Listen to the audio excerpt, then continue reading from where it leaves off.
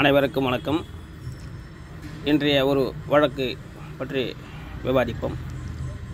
மோசமான மற்றும் ஒழுங்கற்ற விசாரணையின் உன்னதமான உதாரணம். அதாவது சிறுமியின் பாலியல் வன்கொடுமை மற்றும் கொலை வழக்கில் மரண தண்டனை விதிக்கப்பட்ட நபரை உச்சநீதிமன்றம் விடுவித்தது. சூழ்நிலை ஆதாரங்களை அடிப்படையாக கொண்ட ஒரு வழக்கில் புலனாய்வு அதிகாரிகளின் சாட்சியங்கள் மிக முக்கியமானவை என்று உச்சநீதிமன்றம் வலியுறுத்தியது. 3 வயது 9 மாதங்கள் மட்டுமே வயதுடைய சிறுமியை பாலியல் வன்கொடுமை செய்து கொலை செய்ததாக கூறப்படும் வழக்கில் மரண தண்டனை விதிக்கப்பட்ட ஒருவரை உச்சநீதிமன்றம் விடுவித்துள்ளது. வழக்கின் பதிவில் நம்பகமான ஆதாரங்கள் ஏதும் இல்லாத போதிலும் குற்றம் சாட்டப்பட்ட மேல்முறையீட்டாளர் கீழ் நீதிமன்றங்களால் குற்றவாளி என நிரூபிக்கப்பட்டு தண்டனை விதிக்கப்பட்டு கிட்டத்தட்ட 12 ஆண்டுகள் சிறை தண்டனை அனுபவித்துள்ளார். அதில் 6 ஆண்டுகள் டமோக்கில்ஸ் மரண தண்டனையின் கீழ் இருந்தன. சூழ்நிலை ஆதாரங்களை அடிப்படையாக கொண்ட ஒரு வழக்கில் புலனாய்வு அதிகாரிகளின் சாட்சியங்கள் மிக முக்கியமானவை என்று பெஞ்ச் வலியுறுத்தியது.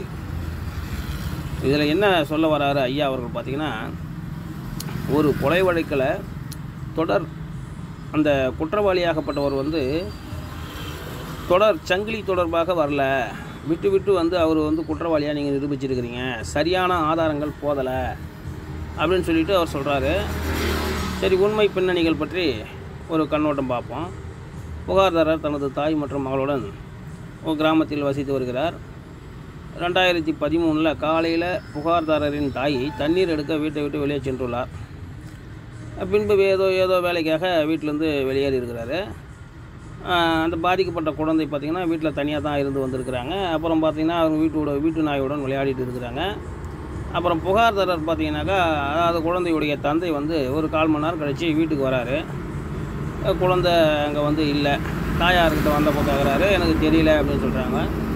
அப்புறம் 2 நபர்களும் சேர்ந்து அக்கம் பக்கத்தில் விசாரிக்கிறாங்க.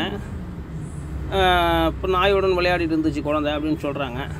அதன் பின்பு பார்த்திங்கனாக்கா, அவங்க வீட்டுக்கு பக்கத்தில் இருக்கக்கூடிய சாவல், அதாவது வாட்ச்மேன்கள் தங்கக்கூடிய ஒரு காம்பவுண்டுன்னு வைங்களேன், அதில் போய் விசாரிச்சுருக்கிறாங்க. அங்கே பார்த்திங்கன்னா அந்த நாய் மட்டும்தான் இருந்திருக்குது, அந்த குழந்தையை காணலை.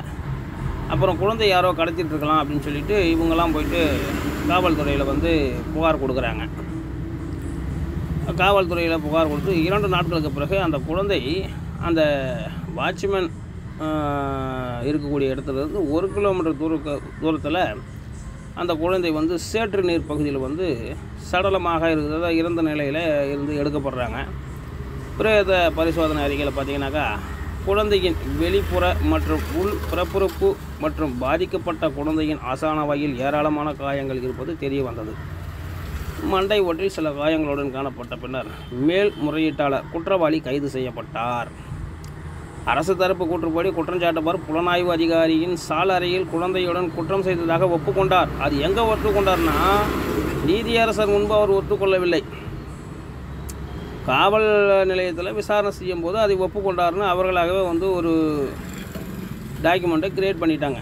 குற்றஞ்சாட்டப்பட்டவரின் இரத்தம் மற்றும் குழந்தையின் உடலில் இருந்து சேகரிக்கப்பட்ட டிஎன்ஏ மாதிரிகளை பயன்படுத்தி நடத்தப்பட்ட டிஎன்ஏ விவரக்குறிப்பு சோதனைகள் எந்த உறுதியான கருத்துக்கும் வழிவகுக்கவில்லை. இப்போ குழந்தை சடலத்திலிருந்து எடுக்கப்பட்ட இரத்தமும் டிஎன்ஏவும் எந்த ஒரு இந்த நபர் தான் கொலை செஞ்சார்னு சொல்லிட்டு எதுவும் ஒத்து போகலை அப்படின்னு சொல்லிட்டு நீதியரசர் குறிப்பிட்றாரு. வழக்கு விசாரணை முற்றிலும் கடைசியாக ஒன்றாக காணப்பட்ட சூழ்நிலை நீதிக்கு புறம்பான ஒப்புதல் வாக்குமூலம் சொல்லிட்டார் பாருங்க. அதாவது புறம்பான ஒப்புதல் வாக்குமூலம், சரிங்களா, அறிக்கையை அடிப்படையாக கொண்டது. கூடுதல் அமர்வு நீதிபதி ஏஎஸ்ஜே இந்திய தண்டனை சட்டம் ஐபிசி 302, 336, 376, 2(1) மற்றும் 201 பாலியல் குற்றங்களிலிருந்து குழந்தைகளை பாதுகாக்க சட்டம் 2013 போக்சோ சட்ட பிரிவுகள் 4 மற்றும் 8 ஆகியவற்றின் கீழ் தண்டனைக்குரிய குற்றங்களுக்காக குற்றம் சாட்டப்பட்டவர் குற்றவாளி என்று தீர்ப்பளித்தார். தீர்ப்பு அவர் கொடுத்துட்டாரு. உயர்நீதிமன்றம் அவரது தண்டனையை மற்றும் மரண தண்டனையை உறுதி செய்தது. அவருக்கு மரண தண்டனையை கொடுத்துட்டுருக்கிறாங்க.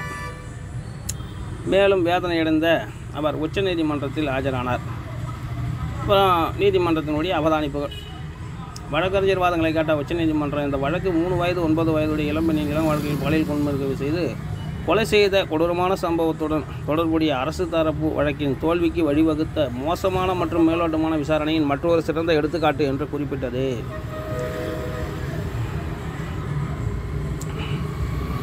அதாவது மோசமான விசாரணையில் இருந்த போதிலும் குற்றத்திற்கு யாராவது பொறுப்பேற்க வேண்டும் என்ற அர்த்தத்தில், அதாவது கொலை செய்ததா யாருன்னா ஒத்துக்கணும் இல்லையா, அந்த கொலை வழக்கை எப்படி முடிக்கணும் அப்படின்னு ஒரு கோணத்தில் நீதி வழங்குவதற்கான கீழ் நீதிமன்றங்களின் அதீத ஆர்வ அணுகுமுறை சம்பவம் நடந்த நேரத்தில் சுமார் 25 வயதுடைய இளைஞராக இருந்த மேல்முறையீட்டாளரின் தண்டனைக்கு வழிவகுத்தது என்றும் 6 ஆண்டுகள் மேலாக டமோக்கிள்ஸ் பல் தலையில் தொங்கிக் கொண்டிருந்த நிலையில் 6 ஆண்டுகளுக்கு மேலாக சிறையில் இருந்ததாகவும் நீதிமன்றம் குறிப்பிட்டது. ஒப்புக்கொள்ளத்தக்க வகையில் வழக்கு தொடரின் வழக்கு முற்றிலும் சூழ்நிலை ஆதாரங்களை அடிப்படையாக கொண்டது. சந்தர்ப்ப சூழ்நிலையில் அவர் அந்த இடத்துல அவர் சிக்கிக்கிட்டார், அவர் கொலை குற்றவாளி இல்லை அப்படின்னு சொல்கிறாரு. முற்றிலும் சூழ்நிலை ஆதாரங்களை அடிப்படையாக கொண்ட ஒரு வழக்கில் சட்டத்தின் நிலைப்பாடு இந்த நீதிமன்றத்தின் பல தீர்ப்புகளால் நன்கு தீர்க்கப்படுகிறது. நீதிமன்றத்தினால் தீர விசாரணை செய்து அதுக்கு தீர்வு காணப்படுது. இதில் இந்த நீதிமன்றம் திட்டவட்டமாக குற்றம் சாட்டப்படாத ஆதாரங்களை சேர்ப்பதன் மூலம் வழக்கு தொடரும் முழு சூழ்நிலைகளின் சங்கிலியை நிரூபிக்க வேண்டும். அதாவது அந்த குற்றவாளி தான் அந்த குற்றத்தை செய்தார் அப்படின்னு சொல்லணும். அதுக்கு என்ன அப்படி சொல்லணும் அப்படின்னாக்கா, அந்த குழந்தை வீட்டிலேருந்து காணாமல் போச்சு. ஒன்று அந்த குழந்தையுடன் இந்த நபர் விளையாடி கொண்டிருந்தார், அந்த குழந்தையை தூக்கி கொஞ்சி கொண்டிருந்தார். அந்த மாதிரி எந்த ஒரு சூழ்நிலையும் இவங்க இருவரையும் ஒன்றா பார்க்கல. சரிங்க, மேலே பார்ப்போம். இது குற்றம் சாட்டப்பட்டவரின் குற்றத்துடன் ஒத்துப்போகும், அவரது நிரபராதி அல்லது வேறு யாருடைய குற்றத்திற்கும் பொருந்தாத ஒரே ஒரு கருதுகோளுக்கு வழிவகுக்கிறது என்று அது மேலும் கூறுவோம். அந்த ஒரு கருதுகோள் என்னன்னாக்கா, அவர் கால் செருப்பில் இருந்த அந்த மண் மாதிரி இதை ஒன்றை குறிக்கோளாக வச்சுக்கிட்டு செய்யக்கூடாது. வழக்கு தொடுப்பவர் நம்பியிருக்கும் விரும்ப சூழ்நிலையில் சங்கிலி அனைத்து அம்சங்களிலும் முழுமையானதாக இருக்க வேண்டும். அதை தான் தொடர் அந்த குற்றங்கள் இவர் தான் செஞ்சிட்டாருன்னு தொடர்ந்து அந்த புலன் விசாரணையில் இவரையே சாடி வர வேண்டும். குற்றம் சாட்டப்பட்டவரை குற்றத்துடன் தவறாமல் இணைக்க வேண்டும் என்று குறிப்பிடார் பாருங்க. குற்றம் சாட்டப்பட்ட சூழ்நிலையில் சங்கிலியில் ஏதேனும் மீறல் ஏற்பட்டால், அதாவது அடுத்த ஸ்டேஜுக்கு போகும்பொழுது அதில் அவருக்கு சம்மந்தம் இல்லை அப்படின்னாக்கா, சந்தேகத்தின் பலனை அளித்து குற்றம் சாட்டப்பட்டவரை விடுவிப்புவதை தவிர நீதிமன்றத்துக்கு வேறு வழி இல்லை என்று நீதிமன்றம் வலியுறுத்தியது. சம்பவம் நடந்த நேரம், விதம் மற்றும் இடம் ஆகியவற்றின் அடிப்படையில் அரசு தரப்பு வழக்கு சந்தேகத்திற்குரியது என்று நாங்கள் முதன்மையாக கருதுகிறோம். நீங்கள் சொல்லக்கூடியதெல்லாம் சந்தேகப்படலாம், ஆனால் அவர் தான் முழுமையான குற்றவாளின்னு ஆதாரபூர்வமாக நீங்கள் நிரூபிக்கப்படலை அப்படின்னு உச்ச நீதிமன்றத்தினுடைய நீதியரசர்கள்லாம் விளக்கம் கொடுத்துருக்குறாங்க. அந்த வழக்கில் நம்பகமான ஆதாரங்களை வழிநடத்துவதன் மூலம் கடைசியாக ஒன்றாக காணப்பட்ட சூழ்நிலையை நிரூபிக்க அரசு தரப்பு பரிதாபமாக தவறிவிட்டது என்று கூறுவதில் எங்களுக்கு எந்த தயக்கமும் இல்லை அப்படின்னு நீதியரசர் சொல்லியிருக்கிறாங்க. நீதித்துறைக்கு வெளியே வாக்குமூலம் அளிப்பது குறித்து சாட்சியின் அறிக்கை முன்னேற்றங்கள் மற்றும் முரண்பாடுகளால் நிறைந்துள்ளது.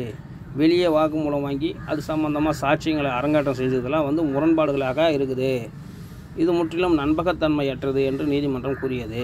இங்கே கொடுத்த ஆவண ஆதாரங்கள் எல்லாம் நம்பகம் இல்லை, நம்பிக்கை இல்லாததனமாக இருக்குது. குற்றஞ்சாட்டப்பட்ட மேல்முறையீட்டாளர் அக்டோபர் 1, 2013 அன்று சாட்சியிடம் ஒரு கூடுதல் நீதித்துறை ஒப்புதல் வாக்குமூலம் அளித்திருந்தால் அவரது உடனடி எதிர்வினை காவல்துறையினரிடம் விரைந்து சென்று இந்த உண்மையை புலனாய்வு அதிகாரியிடம் தெரிவித்திருக்கும். இருப்பினும் அவர் அத்தகைய எந்த முயற்சியும் எடுக்கவில்லை. சாட்சியம் இவர்களாக விசாரணை செய்யும் பொழுது அவர் இவர் தான் கொலை செய்தார் அப்படின்ற மாதிரி அவர் சொல்லியிருக்கலாம். ஆனால் அவர் இவங்க கேட்டதுக்கப்புறம் தான் சொன்னார். அவராக காவல்துறையில் போய் எந்த விதமான ஒரு முயற்சியும் செய்யலை அப்படின்னு சொல்லிட்டு அதையும் சொல்கிறாரு. மேலும் கடைசியாக காணப்பட்ட சூழ்நிலையின் சாட்சிகள் அரசு தரப்பு வழக்கில் கூடுதல் ஆதாரங்களை சேர்க்க உருவாக்கப்பட்டவர்கள் என்று உண்மையில் அவர்களில் யாரும் குற்றச்சாட்டப்பட்டவரை இறந்தவரையும் ஒன்றாக பார்த்ததில்லை என்று நீதிமன்றம் கவனித்தது. விசாரணையில் பார்த்திங்கன்னா அந்த குழந்தையும் அந்த குற்றம் சாட்டப்பட்ட நபரும் ஒன்றாக இருந்ததாகவே யாரும் சாட்சி சொல்லலை அப்படின்னு சொல்கிறாரு. 2 புலனாய்வு அதிகாரிகள் மற்றும் கடைசியாக காணப்பட்ட கோட்பாட்டின் சாட்சிகள் மற்றும் நீதித்துறைக்கு வெளியே உள்ள ஒப்புதல் வாக்குமூலத்தின் ஒரே சாட்சியின் சாட்சியங்களை ஒட்டுமொத்தமாக பாராட்டுவதன் மூலம் இந்த சாட்சிகளால் விவரிக்கப்பட்ட நிகழ்வுகளின் முழு வரிசையும் நம்ப முடியாதது என்று நாங்கள் உறுதியாக நம்புகிறோம். முடிச்சிட்டார் வழக்க. குற்றஞ்சாட்டப்பட்ட மேல்முறையீட்டாளர் மீது இந்த கொடூரமான குற்றத்தை சுமத்துவதற்காக வழக்கு தொடுக்கும் நிறுவனத்தால் பெறப்பட்ட ஜோடிக்கப்பட்ட வாக்குமூலங்களின் வழக்கு இது என்பது தெளிவாகிறது. இதன் மூலம் வழக்கை தீர்த்து விட்டதாக கூறலாம் என்று அது குறிப்பிட்டது. இந்த வழக்கில் மேல்முறையீட்டாளரை கைது செய்வதற்கான அடிப்படையே இல்லை என்று நீதிமன்றம் கருதியது. அதாவது அவர் தான் குற்றவாளின்னு சொல்கிறதுக்கு உங்கள்கிட்ட போதுமான ஆதாரம் இல்லை, அவர் கைது செய்வதற்கான அடிப்படையே இல்லை அப்படின்னு சொல்லிட்டு சொல்கிறாரு நீதியரசர். FSL அறிக்கை மற்றும் DNA பகுப்பாய்வு அறிக்கை ஆகியவை குற்றம் சாட்டப்பட்டவரின் உத்தரவின் பேரில் கைப்பற்றப்பட்ட ஆடைகள் மற்றும் பிற பொருட்களில் மனித இரத்தம் அல்லது விந்து இருப்பதை குறித்து எந்த நேர்மறையான முடிவையும் அளிக்கவில்லை. அதாவது அவருடைய துணியில் இருக்கக்கூடிய இரத்தம் மற்றும் விந்தணுக்கள் மாதிரி இது எதுவும் எதிராக எந்த முடிவையும் இல்லை அப்படின்னு சொல்லிட்டு அவர் கூறுறாரு. DNA பகுப்பாய்வு அறிக்கை முடிவில்லாததால் இருந்ததால் குற்றம் சாட்டப்பட்ட மேல்முறையீட்டாளர் சிக்க வைக்கவில்லை. விசாரணை நீதிமன்றமோ அல்லது உயர் நீதிமன்றமோ குற்றம் சாட்டப்பட்ட மேல்முறையீட்டாளருக்கு எதிரான முடிவை பதிவு செய்வதற்கு இந்த அறிக்கைகளை நம்பி இருக்கவில்லை என்று அது கூறியது. இது மேற்கொண்ட அறிக்கையெல்லாம் அவங்க நம்பலையாமா. கீழமை நீதிமன்றத்தில் அறிக்கையை தயாரித்த நிபுணரை அரசு தரப்பு விசாரிக்கவில்லை. இந்த அறிக்கையை தயார் பண்ண அந்த அதிகாரியையும் விசாரிக்கலை. இந்த அறிக்கையில் உள்ள கண்டுபிடிப்புகள் தெளிவற்றதாகவும் முடிவில்லாததாகவும் உள்ளன. தெளிவும் இல்லை, அது முடிவாகவும் இல்லை. ஒரு விசாரணை நம்ம செய்கிறோம் அப்படின்னாக்கா ஆரம்பத்திலிருந்து அந்த குழந்தை இறப்பு வரைக்கான ஒரு முடிவே இல்லாமல் இருக்குது. குற்றஞ்சாட்டப்பட்ட மேல்முறையீட்டாளரின் காலணிகளில் அதாவது அவருடைய செருப்பில் காணப்பட்ட மண் பாதிக்கப்பட்ட குழந்தையின் சடலம் மீட்கப்பட்ட இடத்திலிருந்து விதிவிலக்காக வந்தது என்பதை அரசு தரப்பு எந்த விலக்கும் இல்லாமல் நிரூபிக்க விரும்பினால் புலனாய்வு அதிகாரி குற்றஞ்சாட்டப்பட்ட மேல்முறையீட்டாளர் அடிக்கடி செல்லும் பிற இடங்களில் இருந்து மண் மாதிரிகளை சேகரிக்க வேண்டும். அதாவது அந்த மண் அந்த குளத்தின் பக்கத்தில் இருந்ததாகவே இருந்தாலும் அதே மாதிரியான மண் வேறு எங்கேனா சென்றுருக்கலாம் இல்லையா, அதை பற்றி அவர் விசாரித்து அந்த இடத்துல இருக்கக்கூடிய மண் மாதிரிகளை சேகரித்து மாதிரி எடுத்துருக்கணும் இல்லையா, அதை எடுக்கலை.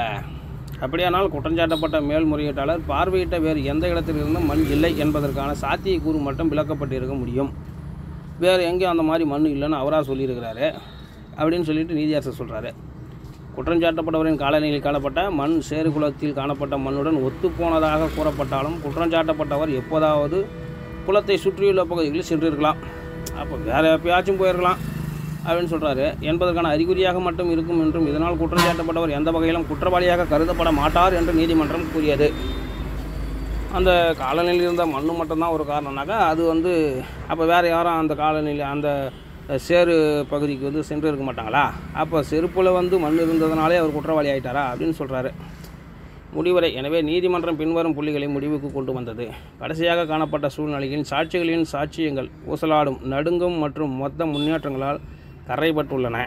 கொடுக்கப்பட்ட ஆவண ஆதாரங்கள்லாம் நம்பகத்தன்மையற்றது அப்படின்னு சொல்லிட்டு நீதியரசர் சொல்கிறாரு.